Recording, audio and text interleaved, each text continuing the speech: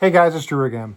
If you're a vintage collector, like it or not, you've got to pay it. You may not like it, you may not want to. You could debate why it's wrong, but the fact of the matter is it's there. You've got to pay a Mickey Mantle tax if you want him in your collection. Or do you? Today I'm going to show off all of my mantles in my collection, what I actually paid for them, and maybe you can get a little representation of the Mick without breaking the bank. So let's check it out.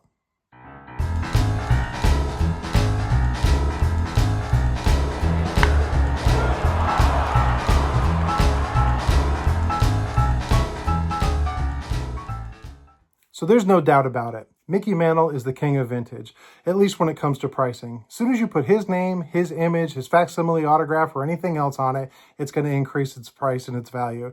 But that doesn't mean it's impossible to get. Now, can you get his 52 tops? I don't know. I can't afford one, and I have no tips to how to go out and find one. Can you get his rookie card for a deal? Probably not at least in the world that I live in. But I'm talking about getting Mantle items that you can get for not a ton of money as far as what his normal stuff would go for. But you have to be disciplined and you have to have a plan.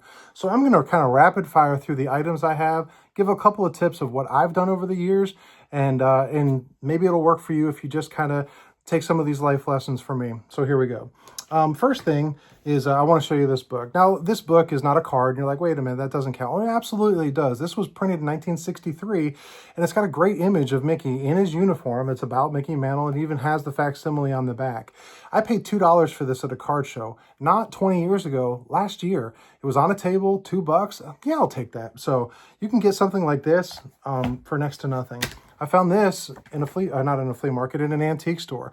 And this is just a how to play baseball. It's a normal little booklet for little kids. And it doesn't say anything about Mantle. It wasn't licensed by Mantle, but it's absolutely a great picture on the front, color picture of Mickey Mantle. And I paid $3 for this one. So again, not a lot. Sometimes I'm going to kind of wrap it through. This is the one I've had the longest. I've had this for over 30 years. This was given to me by another collector who told me at one point, if you're going to be a collector of cards, you need a Mickey Mantle. He gave me this card. Now, it's got all sorts of condition issues, which is why he was willing to give it to me, plus to help me out. It's got writing on the back. It's worn down and blah, blah, blah. But the point is, this is vintage. This is playing days. This is Mickey Mantle. And this was absolutely a gift given to me. So this has got more value to me than some of the other ones just because someone gave it to me. The next card I got as far as Mantle was this Red Heart.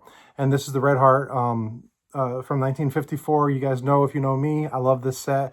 And what happened here was I had a friend of mine who was a Mantle collector, and he had an opportunity to upgrade his. He needed the money. He reached out to me. Hey, Drew, I'll give you a steal of a deal on a Mantle. He just needed to raise some funds really quick.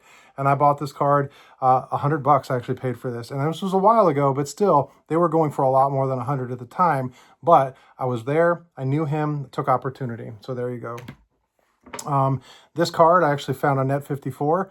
And this is his 53 Bowman. And this was only, what was this, $200. This is what I paid for it. I'm sorry.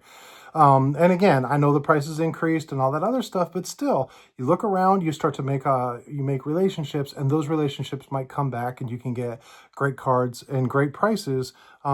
Even though prices have increased, there's ways to do that. And we'll talk about that in a second. Another one of my favorites, and absolutely a favorite of the hobby, is from 1956. And this is his 56. I got this at a card show. This is the only one that actually paid kind of the current market value, and even though it's gone up.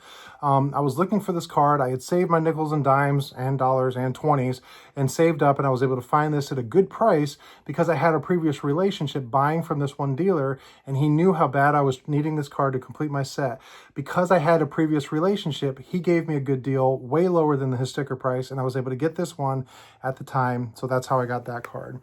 And then another way is maybe not getting one of just him. So this is a great card, and it's, you guys know what it is, but it's the World Series Foes card with him and Hank Aaron. And how does this not get better as a card collector? I mean, Hank Aaron, not Willie Mays, Hank Aaron, Mickey Mantle, same card, World Series, great image, great story, great everything of them facing off.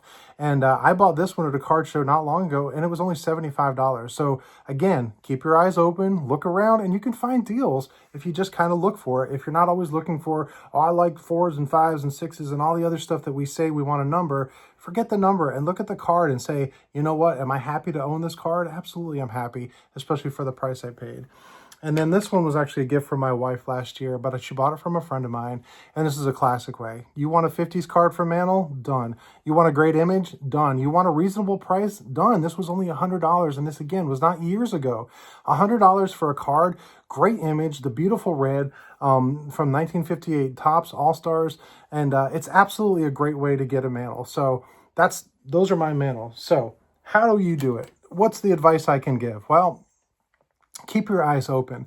The more connected you are out there, the more people that you know, the more maybe somebody, a friend, is looking to upgrade a card or maybe downsize their collection. And if it's known out there that you're looking for a specific card or a specific thing, if you're like, I can't afford a Mantle, but people kind of know, hey, I got my eyes open. If anybody knows a good deal on a Mantle, maybe it'll come to you. Condition is another thing. Lower your things. I don't like pinholes. Well, don't go for pinholes.